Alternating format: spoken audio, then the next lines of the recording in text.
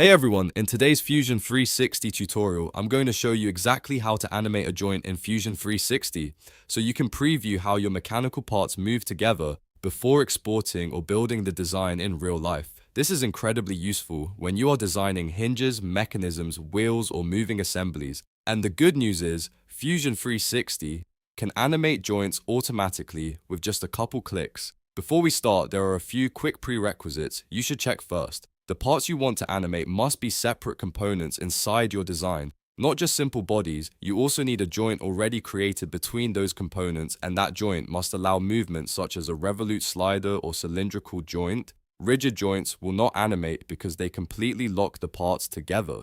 Now let's animate the joint first. Go to the browser panel on the left side of Fusion 360. Expand the relationships folder, then expand the joints folder inside it. This list shows every joint. Controlling motion in your assembly, find the specific joint you want to test and simply right-click on that joint in the menu that appears. Click Animate Joint. Fusion 360 will instantly begin moving the components according to the joint limits and motion type, letting you visually preview exactly how the mechanism rotates, slides or moves through its range of motion. If you want to stop the animation at any time, simply press the Escape key on your keyboard. A helpful tip is to use revolute joints for hinges, doors or wheels, and slider joints for linear mechanisms like pistons or rails. This makes testing motion much easier. If this tutorial helped you, make sure to hit the like button and subscribe for more Fusion 360 tips and quick design tutorials.